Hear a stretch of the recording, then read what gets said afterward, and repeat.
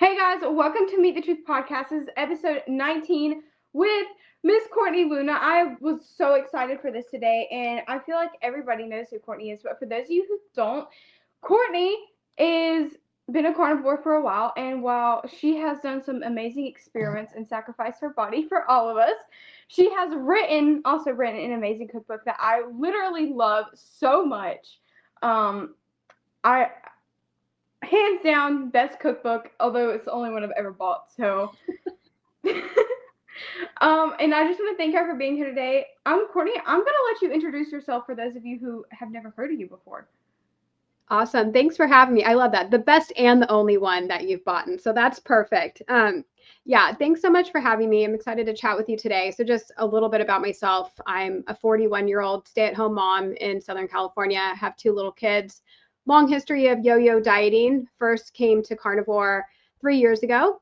Before that, on and off keto, low carb. I did that for about 7 years. And then I stopped doing what was working for me because I got caught up in the anti-diet culture BS where they're like, all foods fit, everything in moderation. There's no such thing as bad foods. You need to eat all the foods to have a good relationship with food. So I'm like, yeah, that sounds good. Like my sugar addicted brain was like, yes, finally, like I'm going to accept all these foods. I'm going to eat croissants in moderation. Yeah, no. The first week went fine. I actually lost a couple pounds and I felt like I was able to kind of moderate. And then it went downhill from there. I think once I got like the taste of that sweet in my mouth, I went on a bender essentially. I went on a 4-month binge. I gained 40 pounds, felt awful. So at that time I was like not in a great place.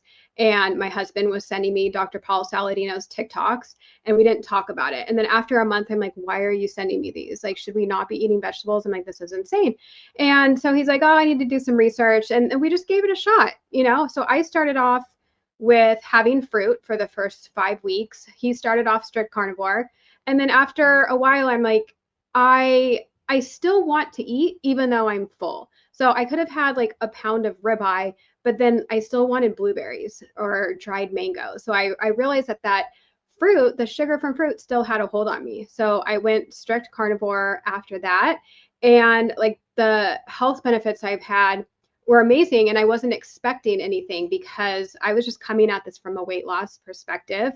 And I wasn't following other influencers, so I had no idea. I feel like nowadays, like people are like, oh, I'm going to try this for my autoimmune or my mental health.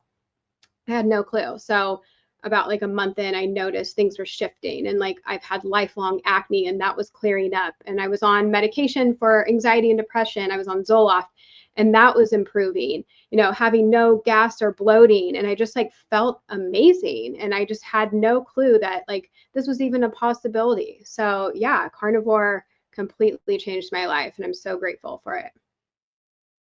Have you gotten off your anxiety medications? Yeah. So I noticed a shift within the first month. And then I wanted to give it a little bit of time. And then after a while, I'm like, okay, I think I can wean off of this. Because at one point I was on such a high dose that it numbed me out. So when I started eating this way, I was on a low dose, which wasn't enough. But so that's why I was able to like feel those shifts. So yeah, I slowly weaned myself off because I've been off of it before, listening to my doctor and doing it in 2 weeks. And that was like horrific. I felt like I had the flu. I was having brain zaps. Like it was wild. So I went super slow this time and like did it myself. And yeah, I'm so glad to be off of it. I'm actually grateful for the medication at the time because I didn't know any better and that's what I needed. But yeah, I mean, now that I know better, it's like I just want to shout from the rooftops that what you eat is linked to, your mental health. If you're eating in a high inflammatory diet, your brain's going to be inflamed. And if you have inflammation of the brain, you're probably going to have depression and anxiety. Mm-hmm. Yeah, so I just kind of want to ask, what are your main reasons for staying carnivore, right? If we don't have a why are we still doing this? And I feel like it's really good to kind of tell everybody why have you stayed carnivore for so long? Even after you've gotten off track, you got right back on. Even though, you were doing low carb and then you got off, you got back on. And like, what is your why? Is it mental health? Is it weight loss? Is it just everything? Yeah, I really think I mean, the mental health is huge because even just like a few weeks ago, I'm having some bites of like my kids' fruit and here and there, and that is like a slippery slope for me. And like one bite turns into 10. So, and I know better because I know like I'm an abstainer, not a moderator. Like I just have to abstain from certain things. But you get kind of like you're like, oh, like I'm feeling good. Like, oh, maybe I'll just have like a bite of this. And it's just like it doesn't end well for me. So another reason is the food noise. When I am strict carnivore, my mind is quiet. When I am incorporating some things here and there, it's very triggering, and it's just the food noise is so loud, and it feels like a drug, and I feel like an addict where I'm like looking for my next hit. So that's another benefit. And, just to feel good and be healthy. I have two little kids at home with me. I want to be able to sit on the floor and play with them and like be able to get up, with like my knees and stuff. Like you want to just like be healthy and limber and be able to like run around with my kids at the park. So, and then weight loss, of course, like, being a healthy weight is not just a vanity thing. Like we need to be at a healthy weight for our body. Mm-hmm. So I know you have been struggling with losing those last couple of pounds.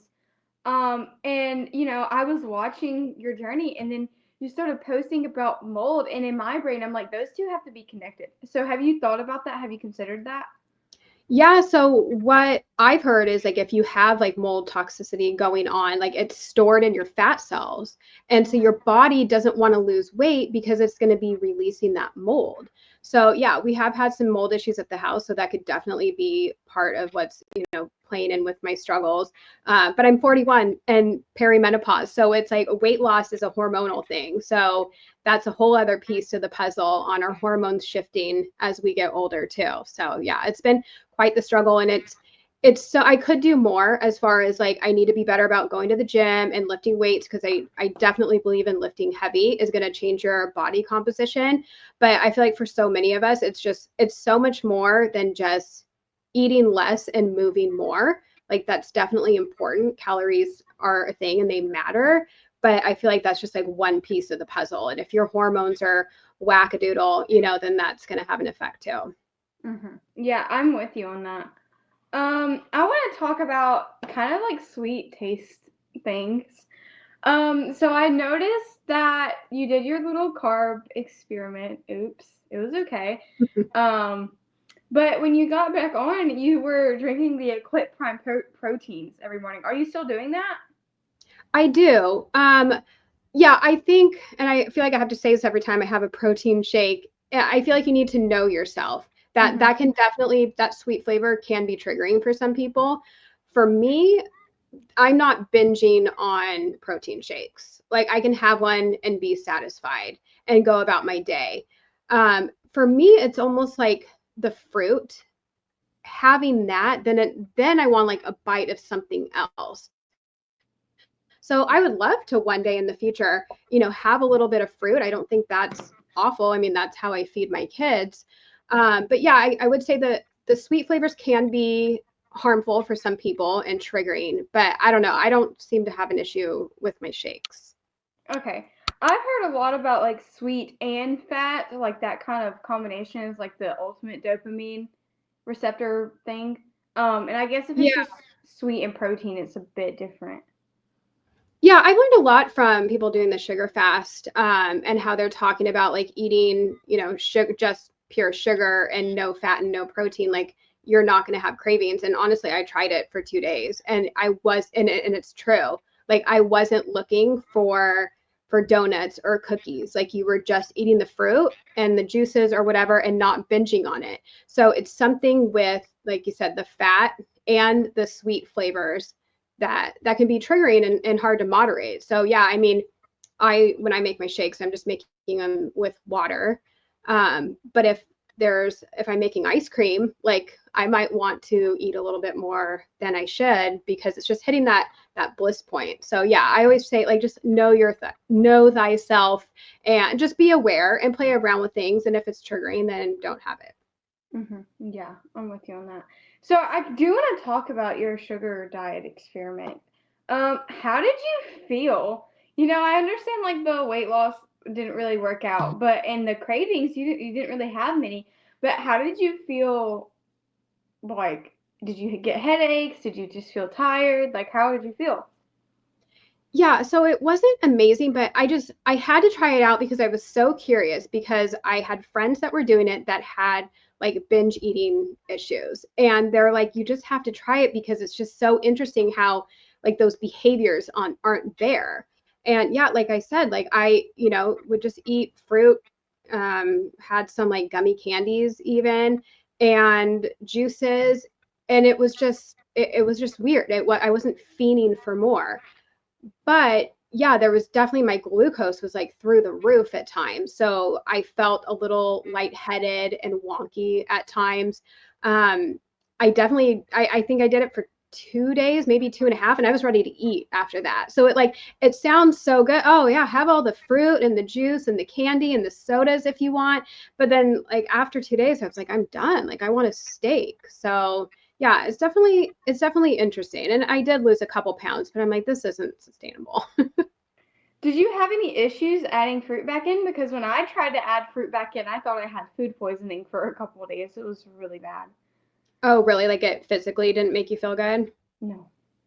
Yeah. No, I haven't had physical issues, but it just being triggering. I think I'm kind of like an all or nothing type of person. So it's like, oh, I'm including this in. Oh, well, then I can have this, that, and the other. So it's just, it kind of like snowballs for me. Yes, that's how I am too. I notice the stricter I am diet wise, the less restricted I feel, right? Because when Yes. you're not worrying about, oh, can I have a little bite of this? Your brain's not thinking about that. You have freedom. You feel free. You're like, oh, whatever. Oh, whatever. It's not like, can I sneak a little bite? Yes, it's very, yeah. And then restrictive eating like brings me freedom. It doesn't feel restrictive because of that. Like, it's like, here's what you can have. It's so easy to know, like, this is what I can have and what makes me feel my best. You start having like a bite of other things, and that it's kind of like in the gray area. So if I were to like add things back in again, like I would say like avocado isn't triggering for me, sauerkraut. So I feel like that would be a good place for me to land if I'm wanting something else. But yeah, it's just like then the fruit, and then it's like, oh well, then let me have like one of this, and let me have the masa chips that I give my kids. And so it's just I do better with like the boundaries and the guidelines. Mhm. Yeah, I noticed there's been a couple times where I've like binged on peanut butter and bananas like randomly. I'm like, that is the only thing that triggers me. Peanut butter and bananas. Like I want to eat them together, and I Yeah. do fine with like other foods, most of the time. And there was one time where I like tried to cheat and I ate this. I'm like, ugh. I was like, no, I'm done. No, I'm never doing that again. And I've only had problems cheating with like fruit and peanut butter. Cause I guess processed food is just like so far out for me. It's like completely not even appealing to my brain anymore, which I'm happy about. I don't know who wouldn't be happy about that. Um, how would you say meat prices in California are? Are you like kind of like, oh, that's a lot, or is it going good?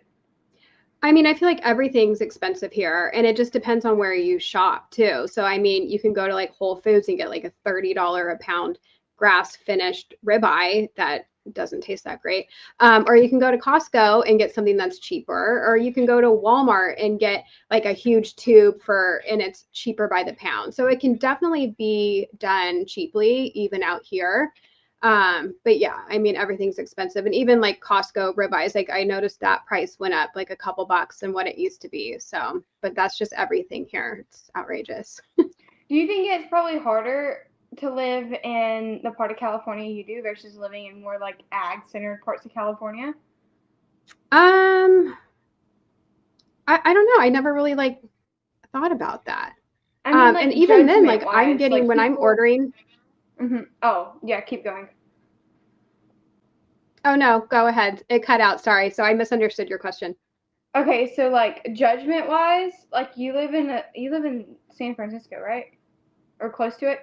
No, Yeah, I feel like I'm people South there are Orange very County. like hippie, like vegetables, vegans. And then if you go to like parts of California where there's a lot of agriculture or like meat production, even though it's kind of all getting developed now, I feel like you get a lot less judgment on people. So do you think that's true or do you just not know? I mean, I think where I am, it's totally fine. If I were in LA, so I'm like an hour south of LA, and yeah, I feel like everyone's probably like vegan and having their like smoothie bowls and matcha and whatever. So I think it'd probably be a little bit different there. But where we are, in my little city, an hour south of there, like it feels normal. I don't feel like the odd one out. Oh, that's great. That's awesome. So what is your day-to-day eating like? I know you do post a lot of recipes, but I know it's like unrealistic for people to actually eat those like every day or even most of the time. So what do you eat on a day-to-day basis? Yeah, we keep it fairly simple. Like this morning, I had cold leftover chuck roast just out of the container, and just picked at that a little bit. I had a carnivore bar today too. It was my jam. And yeah, we do very simple steaks, burger patties, eggs here and there. I get the egg ick very easily. Chicken wings, salmon, and yeah, we keep it fairly simple. And then like once in a while, I'll make one of my recipes just to like keep it interesting for the kids too. So like the other day, I made a soup. We do one of my pizzas often, biscuits and gravy. But yeah, other than that, like it's boring, but it's delicious. I feel like boring is honestly the way to go. I want to talk. You said something about egg. I want to talk about your egg fasts that you do. I feel like you don't do them a lot, but you definitely have experience with them. So you want to talk about that for a minute? Just how you felt only eating eggs and how it was mentally for you. Yeah, I think I've done it twice now where it was like 3 or 5 days. I don't totally remember. But it's a nice little reset because then again, like you're not thinking about anything. And after a while, like I'm not going to eat eggs if I'm not hungry. Like I could eat bacon if I'm not hungry, definitely. But like you really have to be hungry to eat eggs, at least for me. And like sardines, like you're hungry if you're going to want to eat sardines. So yeah, it's just like a nice little reset. It's high in fat, so you're going to get in ketosis very quickly. And yeah, it's just nice to like it brings self-awareness too on your hunger cues, and reaching for food if you're really hungry or not. So yeah, I wonder if I should do one again. It's been a while. I just finished a 4-day one, and I think I ate close to 12 eggs every day except the fourth day, and I basically fasted the whole day. I think I had maybe one egg, but I just wasn't hungry. Um, and yeah, I think I had the most energy I'd ever had, like at all. It was amazing, and I was eating around 85 to 90% fat the whole time. So. Okay, awesome. Now, because I know people do it differently, did you add fat to each one, or like some people do like dairy or add like a tablespoon of butter for each egg? Did you match it I up did like that? the tablespoon of butter for each egg, but I did make Anita's little lemon bars, but I used only butter. I didn't use cream cheese, so I just did the thing on her website that converts it, and they were really good. But I had used sweetener, and it was like a liquid sweetener, and it messed with the texture. I was like, I'm not gonna do that again. I'll use powdered sweetener. Those bars are yeah. so good. Yeah, but that had a little bit more. I think I did 12 eggs and then 18 tablespoons of butter. So it was a little more than a 1-to-1 ratio, but it was still fine. I didn't have any issues. And then I tried to add cheese, but I just wasn't feeling the cheese. I didn't want the cheese, which is crazy because I'm a cheese addict. So That's awesome. So how do you feel about the food pyramid? Do you think it was like just propaganda for agriculture? Yeah, it's upside down. We got to flip it around. And I know they're trying to make changes right now and get a low carb option of food pyramid out there too. So that's good. So people even like know that it's an option. But yeah, I think it's definitely propaganda. I think they're, trying to make us sick to sell us the cure. And it all comes down to money. Like you just follow the money trail and it will lead you to your answers. How do you feel about carnivore kids? I know your kids aren't like carnivore, but they are animal based. So, do you think it's wise for people to not let their kids have fruit and vegetables, or do you think it kind of helps them learn how to balance and moderate when they do have fruits? Yeah, I feel like that's a tough one. I don't think I would ever make my kids be strict carnivore. I mean, even to what we know of how, we were designed to be. It's like, okay, you're hunting, but then once in a while you're going to come across a plant. So you are going to be eating, some plant material here and there. That being said, it wasn't anything like it is today in the stores, and it wasn't as readily available. So yeah, I do give my kids fruit. It just seems to make it a little bit more sustainable. But then I also sometimes I question myself because I do see them being like little sugar addicts and wanting more fruit all the time. So we at least try and teach them, proper nutrition and even like macros. Like, okay, if you're going to want to get a fruit, like this is carbs and sugar. So let's pair it with the protein so you don't have crazy blood sugar later. And they're young, so they don't totally understand like what that all means. But yeah, I think strict carnivore, I don't know. I don't think, at least for my kids, I don't think that's necessary. Mm-hmm. Yeah, I agree with you on that. I don't think parents should be forcing their kids to be strict carnivore, but I think, meat should be the main center of attention. And then if their kids want to eat something else, and their kids, they have a good metabolism, and you don't want to suppress their insulin because then their bodies are gonna react super crazy when they do eat sugar, and they will, their kids. Yeah, I think as long as like you're doing a whole food or like Whole Foods, I can't remember, can't grab the words. Whole Foods, there you go, based diet. So yes, like single ingredients, so if they are going to have fruit, maybe pick vegetables that are, lower in oxalates and lectins, like less toxic, do berries for the fruit. So I think there's like good choices you can make on those plant food items. But yeah, I mean, I think it's a tough balance because like you said, they're going to eat whatever they want at some point. So it's like eventually they're going to be out of the house and you're not going to have any control. So for me, I don't want to be creating food issues where I'm like, no, no, no, no, no, you can't have that. And then they go off on their own and they're binging on all the things that mom wouldn't let them buy. So, or let them eat. So I think, having all the yes foods in the house, teaching them why we're eating this way, and then on occasion letting them have that power and that control to make their own decisions. So when we're at a kid's birthday party, it's like, okay, go ahead and, eat what you want. But later when they're, having diarrhea or throwing up, which just happened the other day, it's like, okay, this is why, because you're eating these foods that we shouldn't be eating. So, yeah. So have your kids always been homeschooled, or is that more of a recent thing? Yeah, I guess so. I'm trying to think. Yeah. I'm like, because yeah, we're only just a couple years in it. My oldest one's 7. So yeah, we started, in kindergarten. And then my other one's 5. So yeah, we did like a little preschool at someone's house, but yeah, they haven't been in like public school. Yeah, because if they were, I was gonna ask, what was the transition like from like taking them out of public school and then, trying to incorporate them into eating better foods? But I guess you really don't have much experience with that. You do a homeschool program though, where the kids, meet other kids. So is it just your kids that eat very clean? Is there any like social issues like, mom, why is this kid eating Doritos? Like, have you ever experienced that? Yeah, I feel like we're the I hope no one's listening, but yeah, I feel like we're the only ones that are like really eating clean. I do have some friends that are like kind of curious in it and like, oh, like I'm going to start removing seed oils or start to, incorporate more red meat. So I think that's great.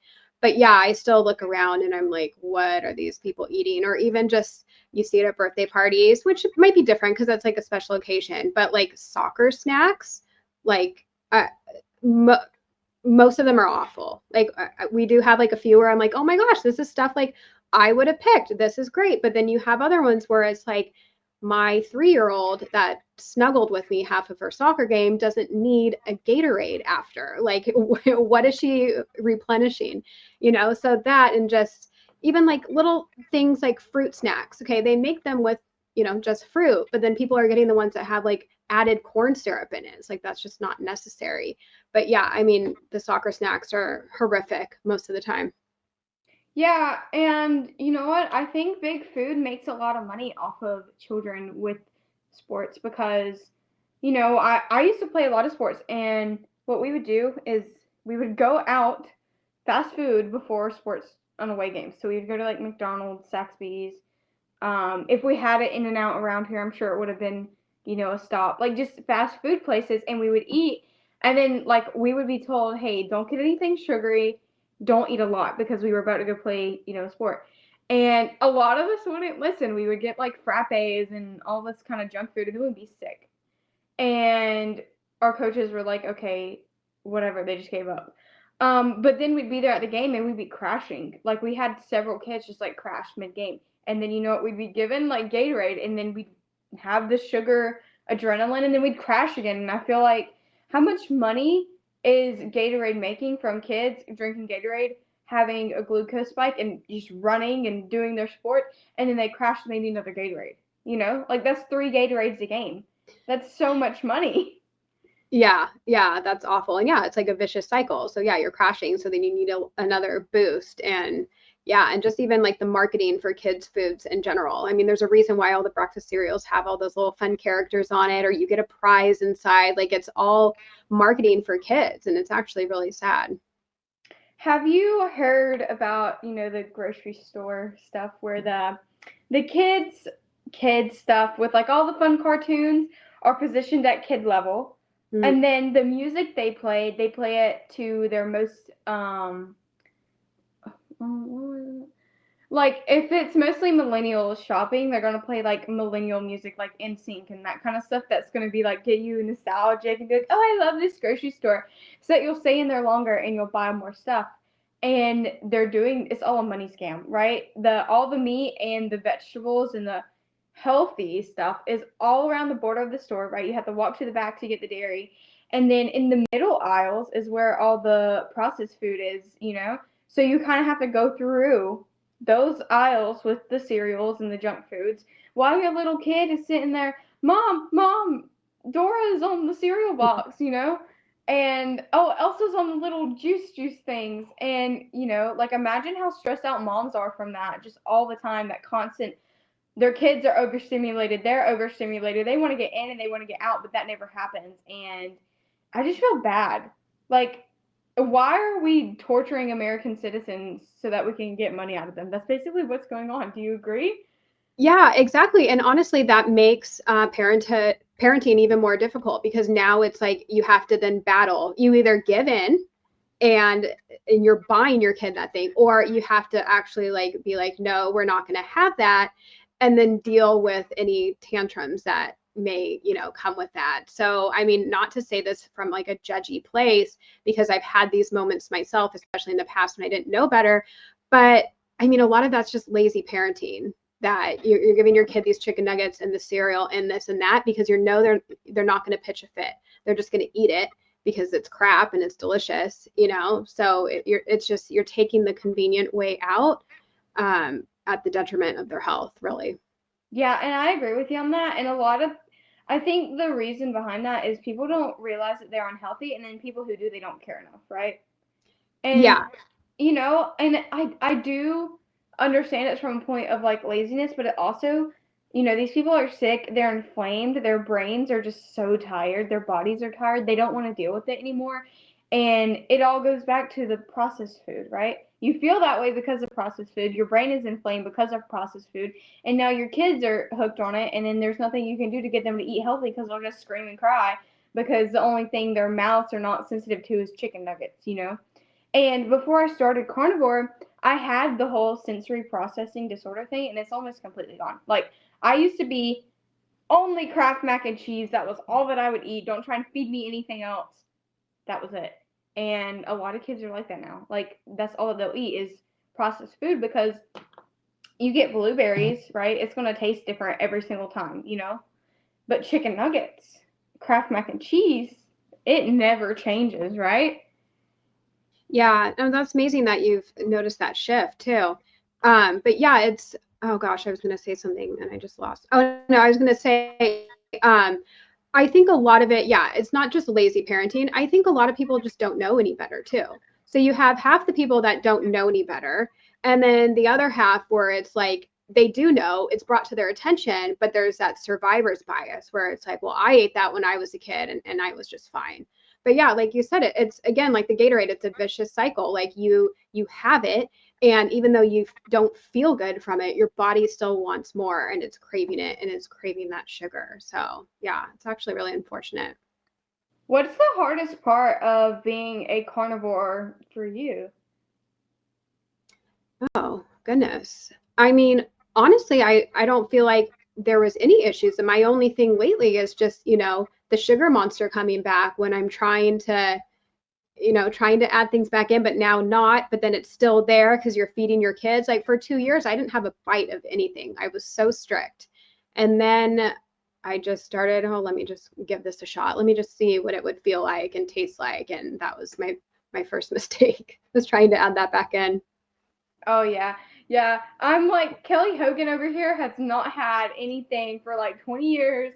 And then there's a half of us that are like, let me see if I react to a potato. And in your brain you're thinking, oh, this is just an experiment. Like, does it give me autoimmune reactions? But then like you don't understand that it's just the addiction like coming back to the front of your mind. So in that moment you're thinking, oh, this would be a little good experiment for my body, and then 2 days later you're like craving potatoes. Yeah. Um yeah, I try and stay as far away from that little experimentation side of my brain as I can, but that's not always possible.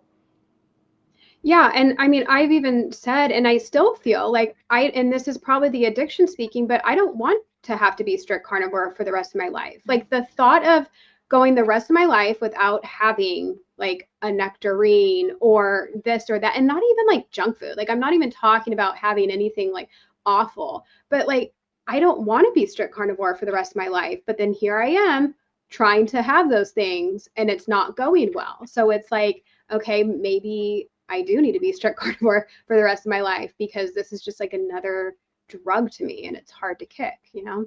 Yeah, I heard Kelly say this morning. I don't know where. And she was like, I used to tell myself that when I was 80, when I turned 80 on my 80th birthday, I would have a whole blowout. I would eat all the things. And now I don't know how old she is, like 40 something. And now she's saying, when I'm 120, I'll do all of that. And I think that's probably a good way to think about it. You know, you can always push it off till the next day, till the next day, till the next day. And you are lying to yourself because realistically, do you really want to do that? But at the same time, it kind of gives your brain that out of like, okay, maybe this isn't forever. Maybe this isn't forever.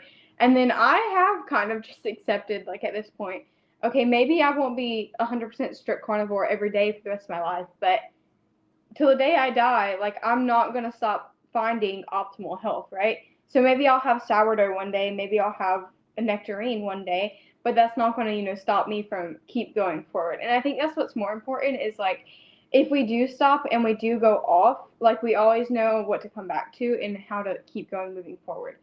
And I can't stand that all or nothing mindset because I am the person with the all or nothing mindset.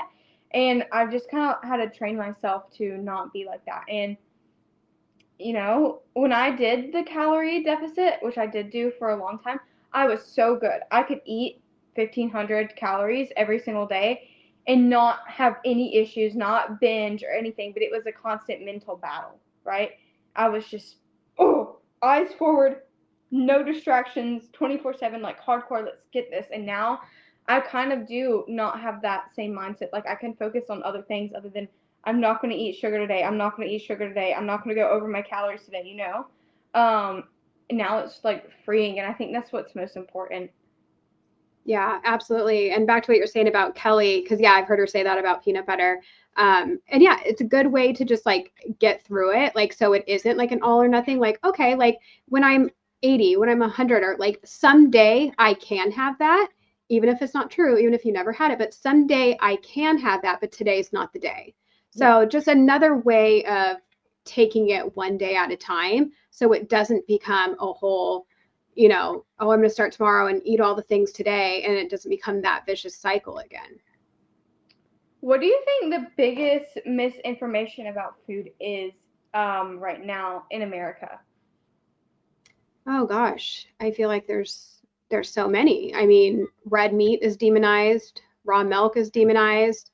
Um, I mean, we're making some good small changes with like the food dyes and things, which I don't want to take away with what they're doing with that because that's great because people are still going to eat that, but it's like can we like zoom out a little bit and maybe teach them proper nutrition, like regardless of if Fruit Loops have red dye in them or not, like we shouldn't be eating them regardless. So we just need to, I feel like, educate people better. I think a lot of people don't know. Like, I think a lot of people don't know that certain foods are not great for you.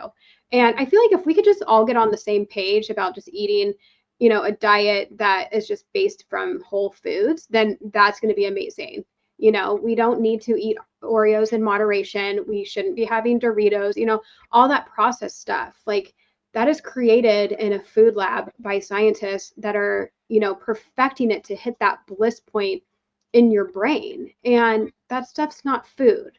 So we don't need to try and moderate that to have a healthy relationship with food, because those aren't foods, So I feel like I got off track with that. Sorry.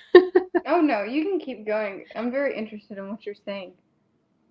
But yeah, even like the raw milk, I feel everything healthy is just demonized. And it's like, why? I think it all comes down to following the money too. Yeah. And I kind of see both sides of it, whereas like raw milk, is it really that good for you?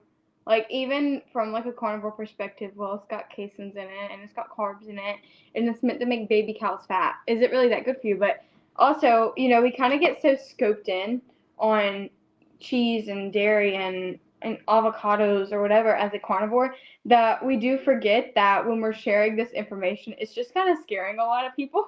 Right? People who are outside of carnivore, outside of keto or animal based or whatever, they see us saying that raw milk is addictive and you're going to gain 500 pounds like a baby cow. And they're like, oh my God, maybe this isn't right for me because there's something wrong with everything except, cow.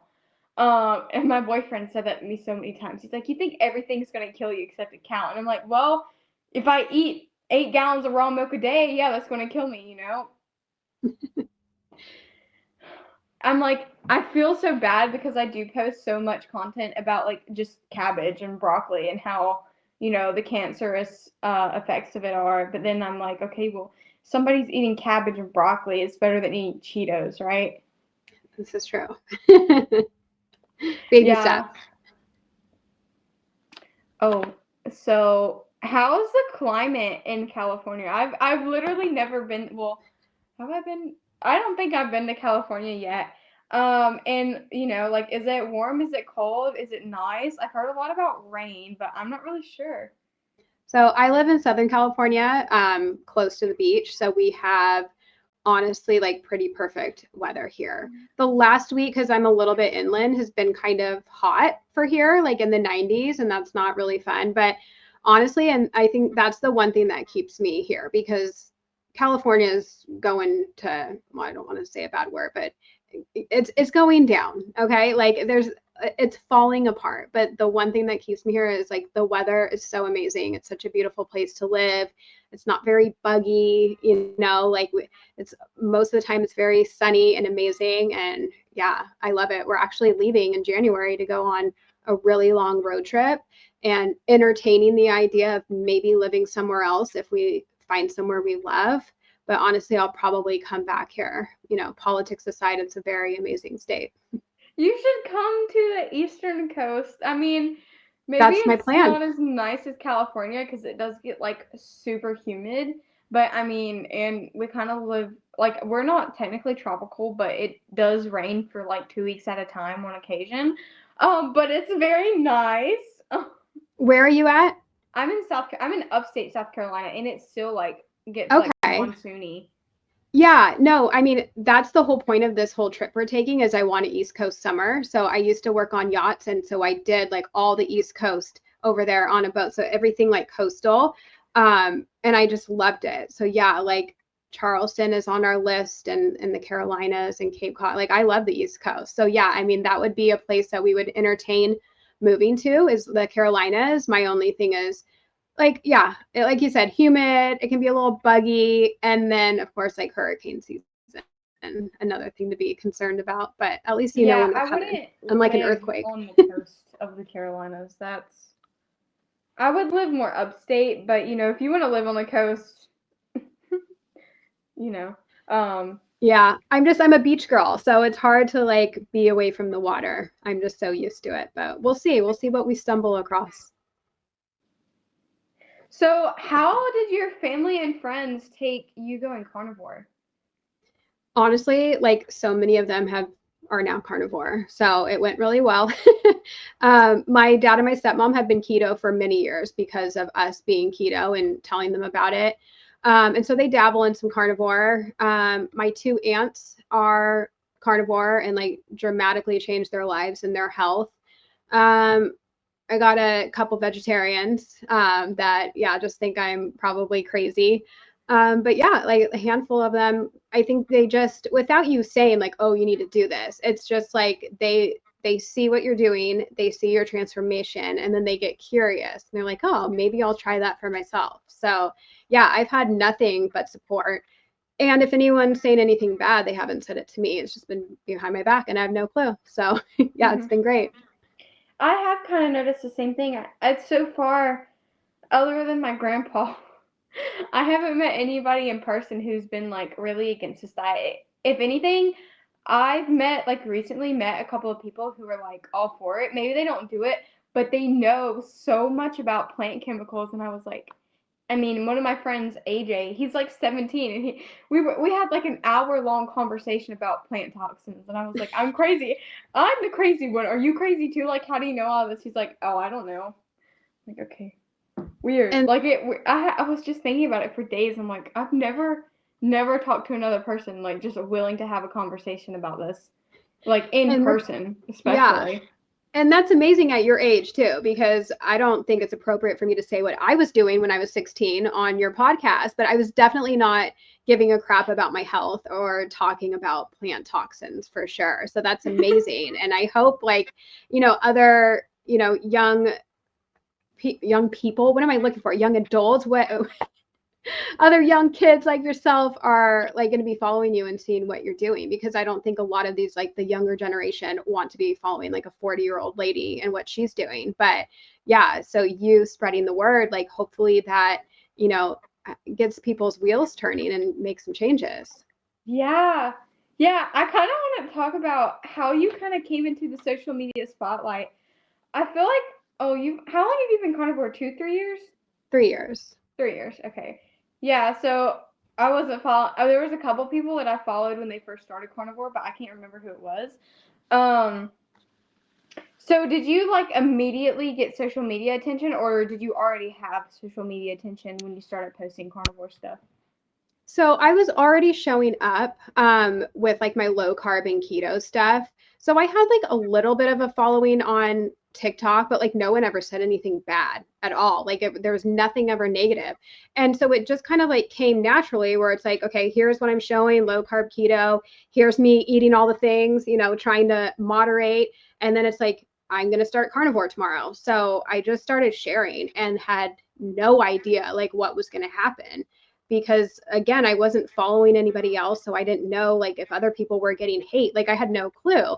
I feel like today if someone were to start, they're like, okay, I need to buckle up for maybe getting some hate comments. So when my TikTok is where it started, when I started getting like attention on that, I'm like, what is happening? Like, why do people even care? I was so dumbfounded that people even cared what I was eating. And not only did they care, but they were upset and they were mad. They were so triggered. So yeah, I had no idea that my account was going to grow like it did. I was just sharing what I was eating, like just innocent me, just here's my breakfast, like no clue. And so yeah, it really like took off from there. I would say it's kind of dead right now. I feel like no one, like, I don't know, I feel like TikTok gave up on me, like they were tired of harassing me. So it's been quiet over there. But yeah, I had no idea that this was all going to happen. I think I only had, and I deleted both of them, and I hate that I did. I wish I didn't, but I had to. I had two videos that went kind of viral. I think they got around 100,000 views or something, so it's not like really viral. But it was one of me posting like raw milk saying like, "Oh, you're gonna get listeria" and like all this kind of crap. And I had so many vegans, and they were just like attacking me. They were like, "You look so pale." I'm like, "It's because I just dyed my hair like jet black. That's gonna make me look a little pale." And they were just like, "Your arms are big." I'm like, "What does that have to do with raw milk?" And it was just like thousands of these comments. And then I had somebody like go stalk me, and like they found like where I lived and where my family was, and I was like, okay, I gotta take this video down. And then I had somebody in my comments who was like a white supremacist, And then people started calling me racist because there was somebody in my comments who was a white supremacist. I'm like, are you serious? And then I made another video of me rolling around in the grass being like me while the vegans are trying to, kill my family. And then that one got like the same amount of attention. And people are like, your legs are fat. I'm like, are you serious? Like, that's what you care about? Yeah, And they then always I like guess I just deleted both of them because there were so many people like coming after my family. I was like, sorry guys. That's so scary. Yeah, and I feel like they go after like appearances because they have no other argument. Like, so they just go after like what it's ridiculous. But yeah, people are, especially TikTok, it's so toxic. Like, I love it over there. Like, I like scrolling, but I've never had so much hate than I have like on that platform. Like, it's just people, and it's just funny. And not funny, it's like sad, but you can just see like how miserable people are. And they're probably, typing all this with Cheeto dust on their fingers. Like, they're clearly not mentally well, and they're clearly eating a high processed diet. So it's just interesting. Oh my gosh, the Cheeto dust on my fingers just got me. That was hilarious. Yeah, it wasn't on TikTok that went viral. I think it was on Instagram, and they're about the same like toxicity level, except I do see a lot more like health and wellness stuff kind of pop off on Instagram than I do TikTok. Yeah, and I feel like things are changing too. It's different age groups. I feel like TikTok is more like younger, at least it seems to me, and I feel like my community is more like on Instagram, that like people actually like want to be following me. I feel like TikTok, it's almost like hate followers where they just like want to hate on me and they follow me. So I've had I was posting in one of the carnivore Facebook groups, and I had like a guy with like a daughter and a wife like start hating on me, like, can't wait till you're 18 or something like that. I'm like, are you serious? Like, what the heck? And then I didn't see the original comment, and then some lady was in there like, you're disgusting, you're gross, blah blah blah. And I was like, wait, what did he even say? And she told me, and I was like, are you serious? Like, even in the carnivore community, like, people are so disgusting. Gosh, how inappropriate. Right? Is there anything else you want to mention? I feel like we had a very well-rounded chat. I think we're good. I think we let people know all the things. Yeah, I love talking to people. I always feel bad because I feel like I take over these episodes, but no, it's a conversation. Like, right? and that's the thing. Like, we want to have a conversation, and here people are here to listen to what you have to say too, and not just, our carnivore stories over and over again, which are great, but like having a conversation about other things is what it's about. Yeah, I kind of get fed up because I'm hearing the carnivore story, and it's powerful if you've never heard a carnivore, but when you're trying to find like carnivore content of like, science and stuff, and then you just got to listen through like an hour, somebody's like, I healed this, and that. I'm like, okay, great for you, but like, that's not what I'm here for, right? Yeah. Thank you for coming on. I'm gonna link your book in the bio so you guys go buy it if you haven't already. And yeah, I'm gonna link your socials, but I feel like everybody's already following you anyways. Thank you so much for coming on. This was really awesome. I was so excited for this, and then it was today, and I was like, oh shoot, I totally forgot I was doing this. So I'm glad I had that reminder set on my phone, or else I would have forgotten. But thank you. Thanks for having me. It was awesome You're to chat with you. I gotta go. I hope everybody has a very good day, and I almost said have a meaty Monday, but I don't know what day this is coming out on. So have a good day, guys. Stay meaty. Bye. Bye.